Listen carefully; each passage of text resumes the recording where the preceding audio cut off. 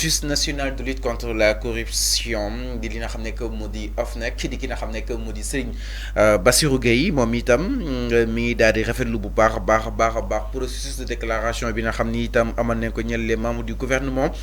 moom ki nga xam ne que moo di Serigne Bassirou Gueye jàpp nañu nag ministre yëpp nag confirmé wu na exactement la règle daal di ñëw wax li nga xam ni itam am nañ ko su ko suñu ko si nit ba di ki nga xam ne que moo di Serigne Bassirou Gueye mu daal di jàpp ni la corruption est un fléau mondial qui touche tous les pays du monde. Au Sénégal aussi le phénomène est bien présent, tout le monde le sait, mais les autorités sont données comme objectif de faire de la corruption un élément important de leur stratégie. ma ni kon ki nga xam ne que mu di Serigne Bassirou Gueye kàddu yooyu la daal di yëkki ginnaaw ba ministre Ousmane Sonko ak moom ki nga xam ne que mu di Ousmane Sonko ñëw def sa déclaration de politique générale.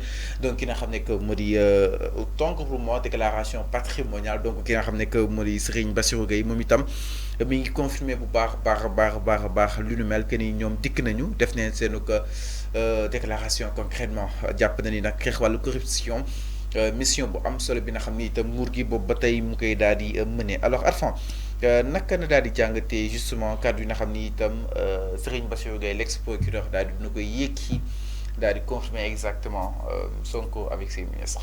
oui mais bien sûr xam nga moom ci barab boobu la nekk jamono bii nii xeex corruption mooy xeex guerre bi l'Office national de lutte contre la fraude et la corruption. OFNAC. du foofu la nekk mais c'est tout à fait normal mu xeex corruption parce que corruption xam nga Fallou il faut que ñu waxante dëgg corruption fu mu jaar yàq na fa. Aucun pays au monde ne veut être le pays le mieux corrompu, ça n'existe pas. Mais la pauvreté parfois peut occasionner la corruption. La pauvreté moo tax boo jëlee l'indice de la corruption dëkk taay yi mooy dëkk Afrique yi c'est vrai que daf ñuy métti ñun en tant qu'Africain. Mais parfois on nous dit l'indice de la corruption boo ko jëlee boo ko xaymayee mooy suñu dëkk yi Afrique yi nii ñoo gën a am le taux le plus élevé ci corruption parce que ñun ça peut s'expliquer par la pauvreté. Ça peut s'expliquer par la pauvreté. diw amul liggéey moo tax ñu ger ko diw bëgg na lii mënu ko am parce que ñàkk xëy ndaw ñi tu vois ñàkk xëy nit ñi la pauvreté nit bëgg lii mënu ko am uti na liggéey ba sonn mënu ko am. Parfois pour ñu jëflante ak yow ci mbir xaalis dafay yomb parce que xam nañu que yow tu es dans le besoin. Alors quand tu es dans le besoin et que tu ne peux pas satisfaire tes besoins là c'est tellement facile de corrompre une personne. Donc loolu ñun ñoo ko war a xeex guerre ça existe.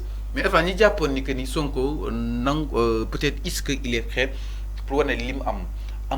mais xam nga Fallou li nga xam ne que mu di coow. xam nga Fallou ñoom Madiambal Diagne jàpp ni Ousmane Sonko moo ëppale. Bassirou Diomaye Diakhar xam nga Fallou la jëlee xaalisam vu que ni nee na yorul xaalis ñoom Cheikh Yérim ñëpp di wax concrètement. alors tey sëñ Bassirou confirmé ki nga xam ne que mu di Ousmane Sonko ni déposé na exactement sa déclaration patrimoniale loolu lan lay mën a wane. concrètement xam nga Fallou j'ai lu même le document bataaxal Serigne Bassirou Gueye en tant que directeur de OFNAC lire naa ko démb. Même si man yàgg naa taxaw ci plateau bi ne leen Ousmane Sonko ainsi que tous les ministres ont fait leur déclaration de patrimoine. Donc seulement Madiambal Diagne ci boppam moo bëggoon andi débat boobu fii Madiambal Diagne moom kese moo bëgg andi débat boobu te moom Madiambal Diagne bu defee sa déclaration de patrimoine moo gën a riche ces ministres là. Ah bon? En tant que oui bien sûr celui qui a Madiambal Diagne dafa am immeuble boo xamante ne ministres yi amuñu ko Ousmane Sonko amul immeuble boobu loolu mooy malin et demi.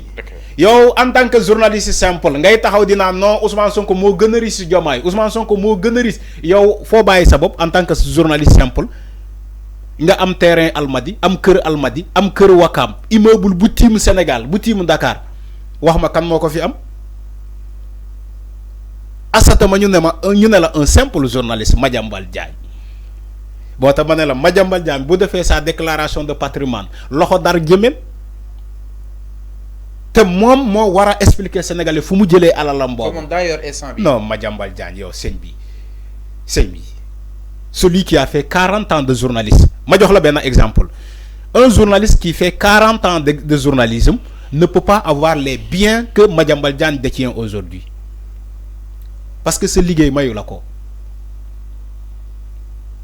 dama ne journaliste bu def 40 ans ci métier am mënul am tay lu mu Madiambal Diagne am. Dans les quartiers les plus chics à Dakar Madiambal Diagne am na fa terrain am na fa kër am na fa suuf te moom il n'a pas nié les faits. Il n'a pas nié. Chaque jour ñu condamné ko ci affaire foncier Madiambal Diagne. Chaque jour mu def appel ñu gagné ko ci walum souf ci walum kër ci walum lepp. Il n'est pas fonctionnaire de l'État.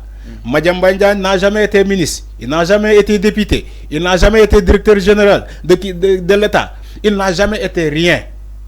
Il n'est pas un homme d'affaires. Mais enfin. Madiambal Diagne amul entreprise à part le quotidien et xawmalan Avenir Communication.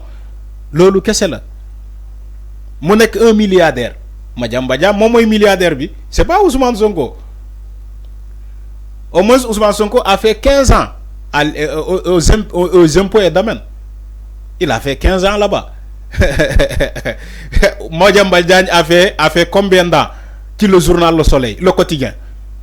Et aujourd'hui, il est milliardaire. Donc, ce n'est pas le débat. Le débat, c'est un faux débat.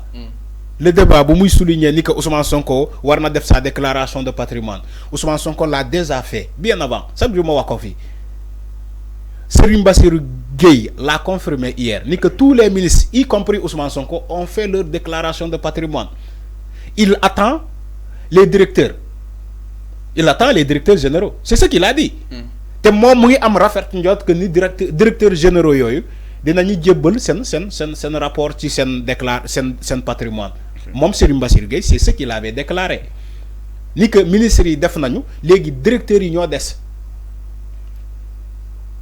Donc il faut clore ce chapitre là. War nañu tëj chapitre bobu. Fi ñu toll ni mëna japp ni Sonko def na li mu waroon def. Mais Sonko yobuna sa déclaration. wane na alalam fu mu toll mais nag Sénégal léegi fu mu koy interpeller muy la publication. Non. Comme le fait Bassirou Diomaye. La loi ne dit pas qu'on doit publier. On n'est pas obligé mais mën na jël initiative. Non mënuñu ko jël. Non. On aurait transgressé les lois parce que loi dafa ne même le président de la République déclaration de patrimoine bu ñu publier sous demande de son autorisation. Le Conseil constitutionnel. Mais il n'est pas dit que nous publier la déclaration de patrimoine de Ousmane Sonko. Ben la loi waxuko. Def na sa déclaration de patrimoine. Dougal ko ci les instances, les institutions telles que OFNAC et par exemple le Conseil constitutionnel. Mais jeex na. Parce que c'est l'autorité bu yoon may pour mu xam ces déclarations de patrimoine là. Ñom ñoy l'autorité yo xamantene bo défé déclaration de patrimoine fofu nga koy yobbu. Mais il n'est pas dit war nañ ko publier. Il n'est pas dit war nañ ko publier. Ben loi waxuko. Donc bu len japp ni que tay Ousmane Sonko war nañu publier sa déclaration de patrimoine. Il faut arrêter. Ça c'est un faux débat. C'est un faux débat. Yoon lu mu wax ni que yow da nga wara def ta déclaration. Mais def nako ba paré. Jox na ko djebal nañ ko ces autorités là jeex na. C'est pas à Madiambal Diagne qu'on doit donner la déclaration de patrimoine de Ousmane Sonko. Il faut arrêter. Nekol Madiambal Diagne moy sakku pour tay ñu publier la déclaration de patrimoine de ces ministres là ñu def ko. Au nom de quoi? Madiambal Diagne, il est qui? Lui il n'a qu'à commencer d'abord par faire sa déclaration de patrimoine. À lui, moi Madiambal Diagne. Voilà, c'est clair.